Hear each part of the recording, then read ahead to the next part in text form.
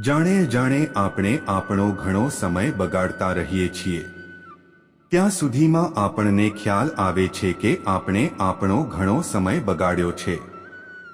ત્યાં સુધીમાં ઘણું મોડું થઈ ગયું હોય છે કારણ કે દરેક કામનો સમય હોય છે જે આપણે ક્યાંક ખોવાઈ જઈએ છીએ। જ્યારે પણ આપણે ટાઈમ મેનેજમેન્ટની વાત કરીએ છીએ ત્યારે આપણે એ તરફ ધ્યાન આપવું પડશે કે આપણો સમય ક્યાં વેડફાઈ રહ્યો છે। એ પણ સાચું છે કે આપણે આપણો જ સમય વેડફીએ છીએ। સૌપ્રથમ આપણે આપણી જાતને આપણો સમય બગાડતા અટકાવવો જોઈએ।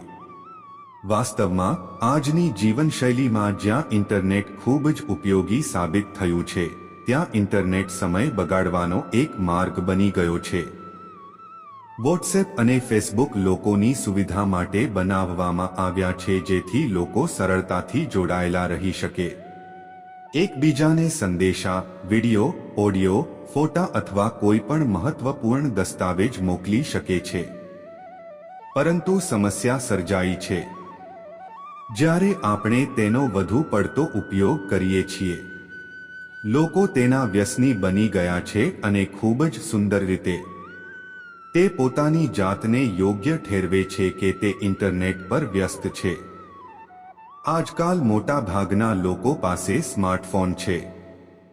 તમામ વસ્તુઓ ફોન પર જ ઉપલબ્ધ છે। લોકો કોઈ પણ કામ કર્યા વિના ઘણા કલાકો સુધી વોટ્સએપ અને ફેસબુક પર વ્યસ્ત રહે છે અને તેમના ઘણા કલાકો વેડફાય છે અથવા આપણે એમ કહી શકીએ કે તેમને સમયની પણ ખબર નથી। ચાલો વિચારીએ, આ સમયનો ઉપયોગ આપણે અન્યત્ર પણ કરી શકીએ છીએ। અમે ઇન્ટરનેટ પર અમારી રુચિ અથવા કાર્યને લગતી કેટલીક સારી વસ્તુઓ પણ વાંચી શકીએ છીએ। આજકાલ નેટ પર દરેક વિષય પર સંપર્ક ઉપલબ્ધ છે। ઘણા લોકો યુટ્યુબ પર ક્લાસ ચલાવી રહ્યા છે, તે બતાવી રહ્યો છે। આ રીતે આપણે ઘણી રીતે ઇન્ટરનેટનો યોગ્ય રીતે ઉપયોગ કરી શકીએ છીએ। ઇન્દ્રિયોનો આનંદ લેવો એ બહુ સારી વાત છે।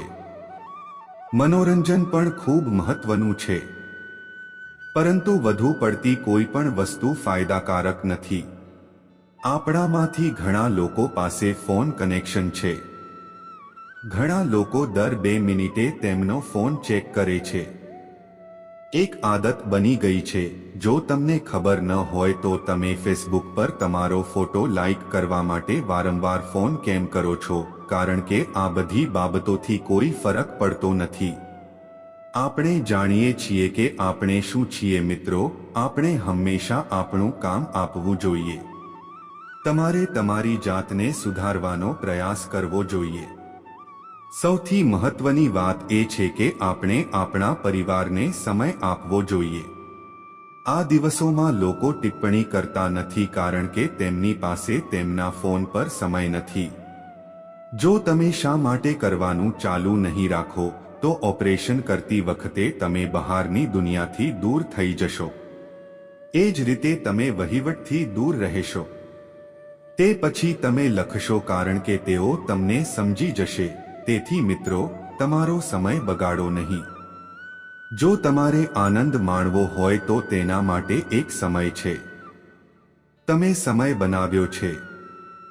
તેમાં દિવસભર લખેલા સંદેશાઓ તપાસો। જો તમે જૂથમાં જોડાયા છો તો તમને દિવસભર તેમના તરફથી સંદેશાઓ પ્રાપ્ત થશે। તમે ગમે તે પર હો, તમારા ફોનનો મર્યાદિત ઉપયોગ કરો। જો તમારે આગળ વધવું હોય, કંઈક કરવું હોય, સફળ થવું હોય તો તમારા સમયનો યોગ્ય ઉપયોગ કરો। દોસ્તો, જો તમને આ વિડિયો પસંદ આવ્યો હોય તો આ વિડિયો તમારા મિત્રો સાથે શેર કરજો જેથી લોકોનો સમય બગડતો બચે અને તમને વિડિયો ગમ્યો। તમારે કોમેન્ટ સેક્શનમાં વાર્તા અવશ્ય જણાવો અને જો તમને ગમતી હોય તો આ ચેનલને અવશ્ય સબસ્ક્રાઇબ કરો અને નોટિફિકેશન દબાવો। ત્યાં સુધી આગળની વાર્તામાં ધ્યાન રાખજો।